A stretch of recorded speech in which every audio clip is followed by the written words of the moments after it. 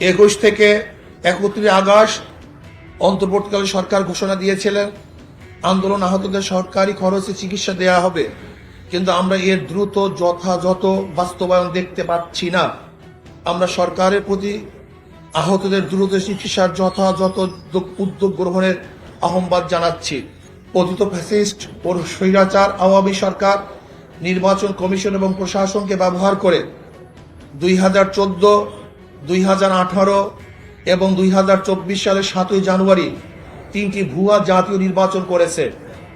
এসব একতরফা ভুয়া পাতানো ও ডামি নির্বাচনের মাধ্যমে তাদের অবৈধ ক্ষমতাকে দীর্ঘায়িত করেছে। যারা তাদের এসব অবৈধ প্রশাসনের নির্বাচনে সহযোগিতা করে আওয়ামী লীগকে অবৈধভাবে ক্ষমতায় থাকার সুযোগ করে দিয়েছে, তারাও সমান অপরাধী। অতএব 3টি অবৈধ প্রশাসনের নির্বাচন পরিচালনাকারী 3টি নির্বাচন কমিশন এবং প্রশাসনের যেসব কর্মকর্তা তাদের অবৈধ কাজের কুশীলব ছিল, তাদেরকে আইনের আওতায় এনে শাস্তির মুখোমুখি করতে হবে, যাতে ভবিষ্যতে কেউ অবৈধ নির্বাচনের সাহস না করে। পাশাপাশি আমরা বর্তমান নির্বাচন কমিশনের বিদায় পূর্বক বিচারের কাঠগড়ায় দেখতে চাই। প্রিয় সাংবাদিক বন্ধুগণ, দেশের ইতিহাসের সবচেয়ে বর্বর ও নৃশংস আওয়ামী দুঃশাসন উত্থানের সংগ্রামের সূচনা করেছে আমাদের গর্ব শিক্ষার্থী সমাজ।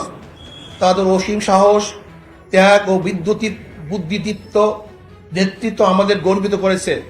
ইসলামী আন্দোলন বাংলাদেশ শুরু থেকেই এই আন্দোলনের সাথে সম্পৃক্ত থেকেছে। 19 জুলাইতে আমরা পরিষ্কার করে জানিয়েছি যে সরকারের পদত্যাগই একমাত্র সমাধান। শুরু থেকেই নানা মাত্রায় ও নানা ধরনের ইসলামী আন্দোলনের নেতা কর্মী এই আন্দোলনে অংশ নিয়েছে। সেজন্য আমরা গর্ববোধ করছি। নৃশংস জালিমের পতনের মহান বিপ্লবের আমরা ভূমিকা রাখতে পেরেছি। আমাদেরও অনেক ভাই জীবন দিয়েছেন এবং আহত হয়েছেন। সর্বশেষ প্রাপ্ত তথ্য অনুযায়ী ইসলামী আন্দোলন বাংলাদেশ ও সহযোগী সংগঠনের সারা দেশে মোট শাহাদত বরণ করেছে 18 জন, আহত হয়েছে সহস্রাধিক। এর মধ্যে গুরুতর আহত বিভিন্ন হসপিটালে চিকিৎসাধীন রয়েছেন 150 জনের অধিক। প্রিয় সাংবাদিক বন্ধুগণ, স্বৈরাচার শাসনের অবসান হয়েছে।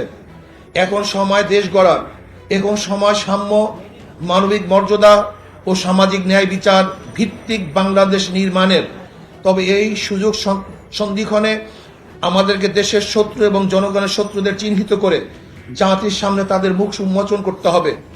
গণদুশমন, গণহত্যাকারী, লুটেরা, দুর্নীতিবাজ আর ভোট চোরেরা যাতে আগামীতে পুনর্বাসিত হতে না পারে তা নিশ্চিত করতে হবে।